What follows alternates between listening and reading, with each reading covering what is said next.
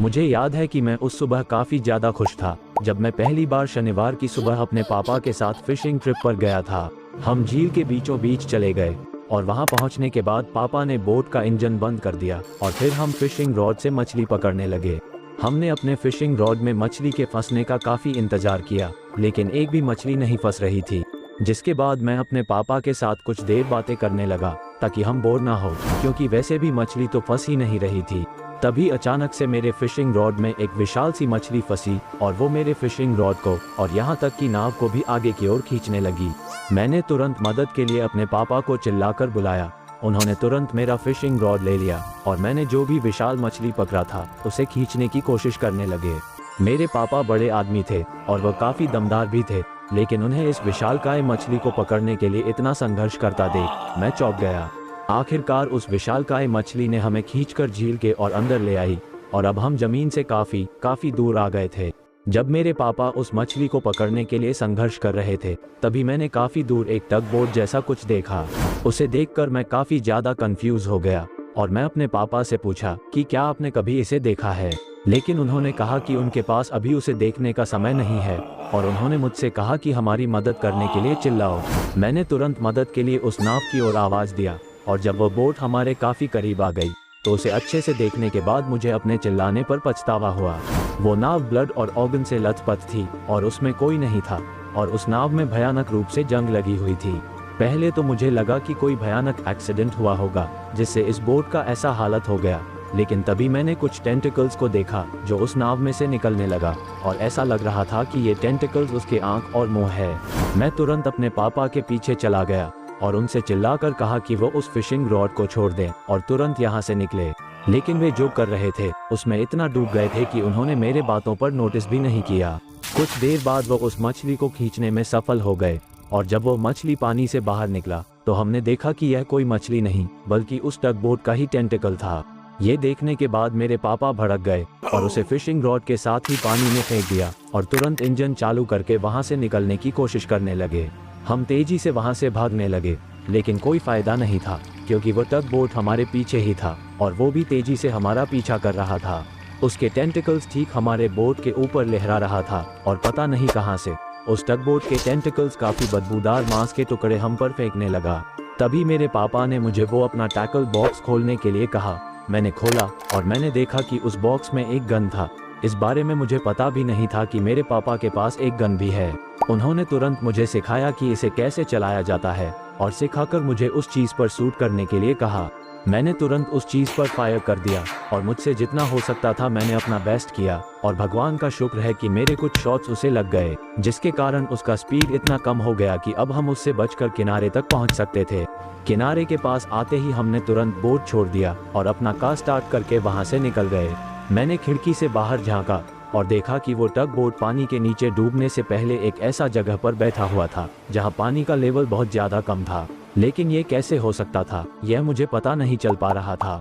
Personally मुझे लगता है कि वह जो कुछ भी था वह मेरे द्वारा शूट करने पर काफी ज्यादा घायल हो गया और इसीलिए शायद वो आगे हमारा पीछा नहीं किया।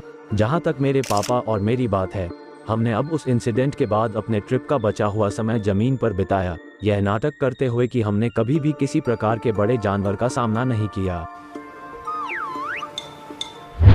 तो दोस्तों, ये था कैटर क्लास SCP-6426, जिसे वैम्पायर बोट के नाम से भी जाना जाता है। SCP-6426 एक अनोमलस समुद्री जहाज है जो वर्तमान में 3 पोर्टलैंड्स में एक एंटिटी के साथ एक लंबी लड़ाई के बाद फाउंडेशन के हिरासत में है। पॉकेट यूनिवर्स के भीतर स्थित एक एक्स्ट्रा डायमेंशनल शहर और राज्य जो यूनाइटेड किंगडम में पोर्टलैंड मैने, पोर्टलैंड ओरेगन और आइल ऑफ पोर्टलैंड के स्थानों के साथ ओवरलैप करता है। यह नॉर्थ अमेरिका का सबसे बड़ा पैरानॉर्मल एन्क्लेव है और घूंघट के पीछे पूरी तरह से छुपाए जाने वाले सबसे अधिक आबादी वाले स्थानों में से एक है। SCP-6426 पैशाचिक विशेषताओं वाला एक बुद्धिमान टगबोट है और SCP-6426 को देखने से ही पता चलता है कि इसने अपनी संरचना के कुछ हिस्सों को उपांगों में बदल दिया है, जिससे ये खुद को जमीन पर भी ले जा सकता है और ये पता नहीं क्यों, लेकिन SCP-6426 सभी जीवित चीजों को देखते ही उन पर हमला करना शुरू कर देता है और ये स्वभाव से बहुत ही हिंसक है। इसके फिजिकल अपीयरेंस के बारे में बात करें तो SCP-6426 मेटल और ऑर्गेनिक मटेरियल्स दोनों से मिलकर एक अविश्वसनीय रूप से जंग लगी हुई टगबोट की तरह दिखता है। SCP-6426 खुद को हमेशा रिपेयर करने के लिए अपने शिकार का सारा खून चूस लेता है। केवल खून ही नहीं, बल्कि कोई भी अंग जो खून से भरा हुआ हो उसे अपने बायोमास में अब्सॉर्ब कर लेता है। एक्सेस ब्लड और ऑर्गेनिक मटेरियल्स इसके लार्ज टेंटिकल्स, कैनन्स और हार्पून्स में बदल जाते हैं और इन हथियारों से ये अपने नए शिकार पर कब्जा करने और अगर जरूरत हो तो ये अपना बचाव करने के लिए भी इस्तेमाल करता है। हथियारों के अलावा SCP-6426 आंख जैसे उपांग भी बना लेता है जो शिकार को लुभाने के लिए एक संज्ञानात्मक खतरे पैदा करता है।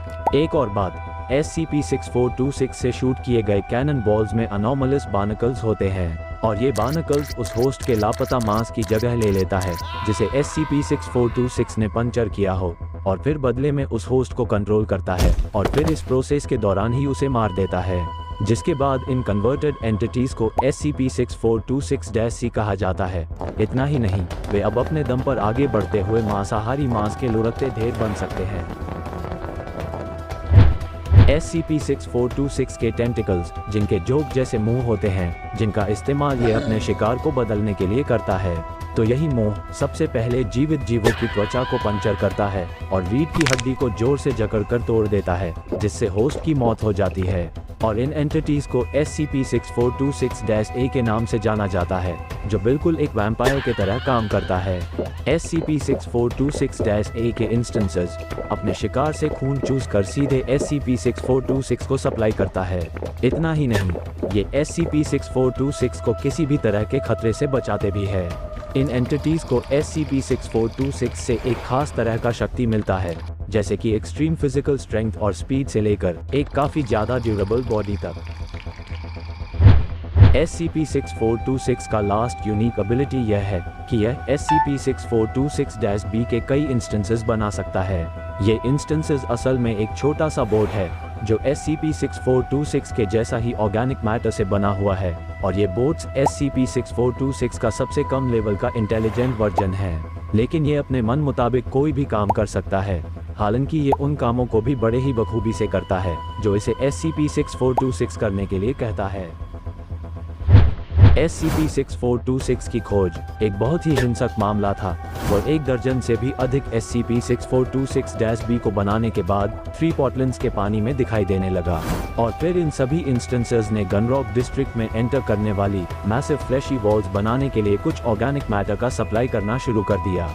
इन सभी इंस्टेंसेस ने और SCP-6426 ने तब गनरॉक डिस्ट्रिक्ट में मौजूद सभी ऑर्गेनिक मैटर को मारने और अब्सॉर्ब करने के लिए बड़े पैमाने पर अभियान चलाया, जिसके बाद मिलिट्री पर्सनल को तुरंत वहां पर भेजा गया।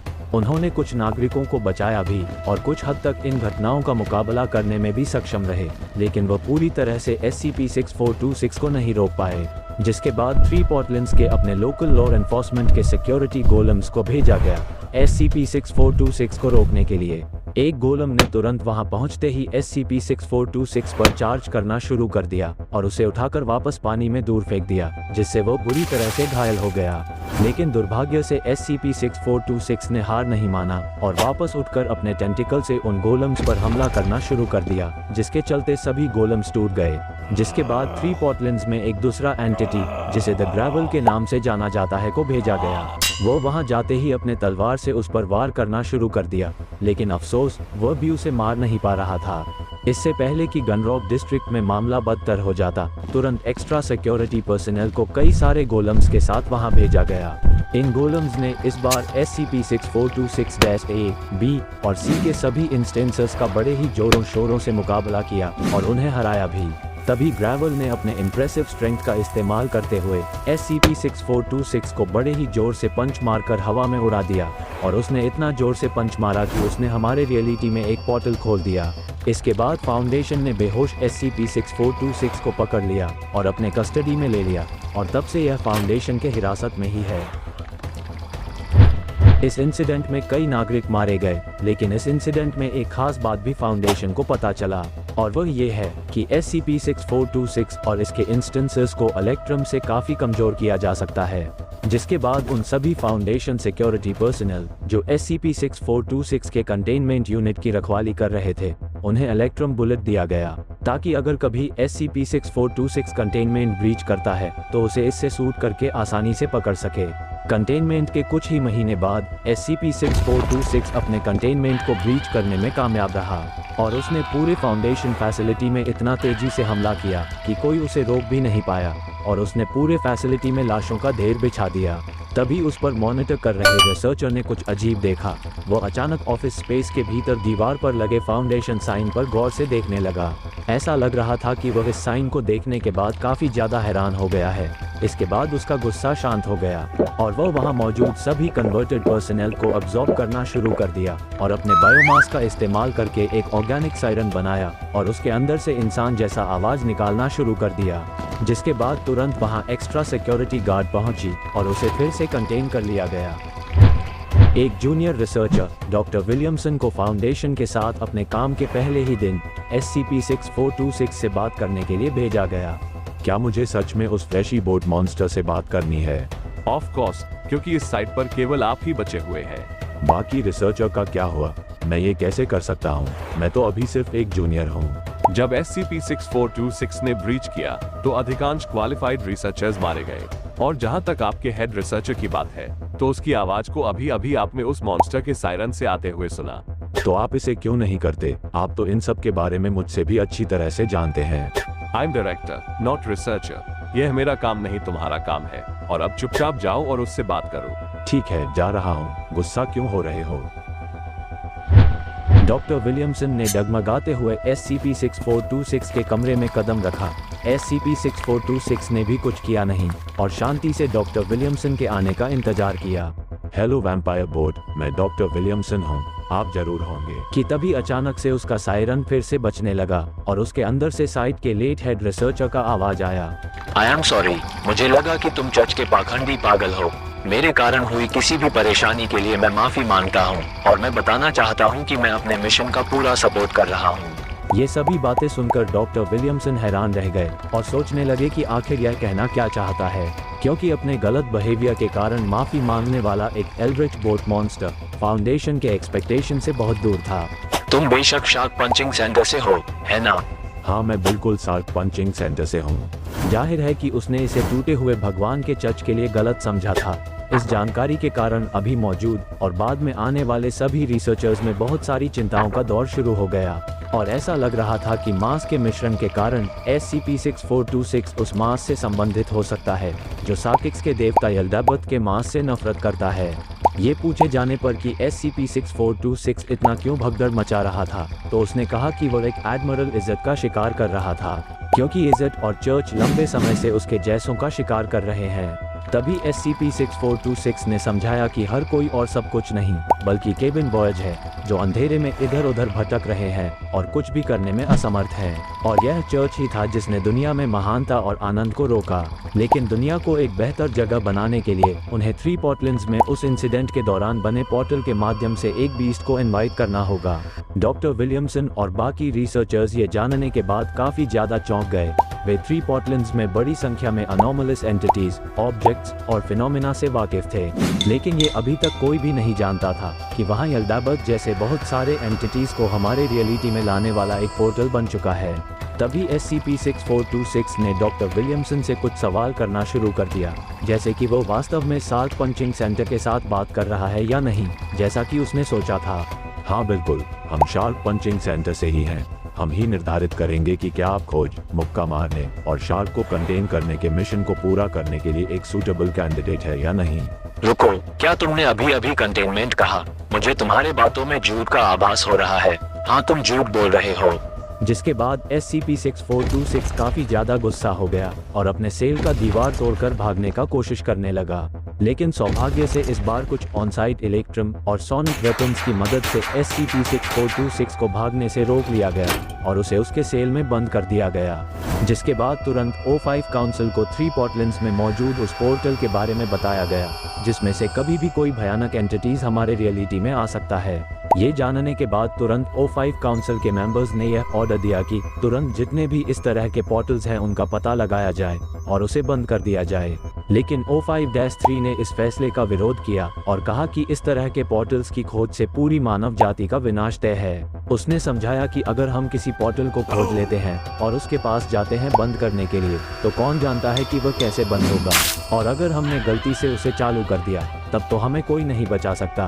कौन जानता है कि उसमें से कैसे एंटिटीज बाहर आएंगे और वे कितने खतरनाक होंगे, और अगर खुद यल्डाबर्ट आ गया तब तो वो सभी को मार देगा, पूरी मानव जाति खतरे में आ जाएगी। O5-3 के बातों को सुनकर द एडमिनिस्ट्रेटर ने काफी देर तक सभी बातों को समझा और फिर O5-3 के पक्ष में फैसला लिया और कहा, समय समय पर हमने दुनिया की सामान्य स्थिति की रक्षा की है। हमने कई एंटिटीज को पकड़ा जो भी इस पूरे मानव जाति के लिए खतरा था, और भी बहुत कुछ। मैंने सोचा था कि आप सभी यह समझने के लिए पर्याप्त रूप से सक्षम होंगे कि उन्हें खोजने का प्रयास करना विनाशकारी होगा। सामान्य परिस्थितियों में ये ठीक हो सकता है, लेकिन मुझे विश्वास नहीं हो रहा है कि मुझे आप सभी को याद दिलाना होगा कि हम अभी एक एल्डर गॉड के रूप में ऐसी अपवित्र और भयानक चीजों का मुकाबला करने के लिए तैयार नहीं है। O5-3 ने सही कहा है। अगली बार जब मुझे ऐसा कुछ करना होगा तो न केवल आपके परफॉर्मेंस बल्कि आपकी योग्यता को अच्छी तरह से रिव्यू किया जाएगा। इसके साथ ही उन्होंने ऐसे अनआइडेंटिफाइड पोर्टल्स को अकेले छोड़ने के पक्ष में फैसला सुनाया। तो दोस्तों, आप इस SCP केस के बारे में क्या सोचते हैं? नीचे कमेंट्स करके जरूर बताएं, और वीडियो अच्छा लगा हो तो लाइक और शेयर करना ना भूलें। और आप ऐसे ही और वीडियोस देखना चाहते हैं तो हमारे channel get ready to scary को तुरंत सब्सक्राइब कर लीजिए। तो दोस्तों, मिलते हैं अगले वीडियो में।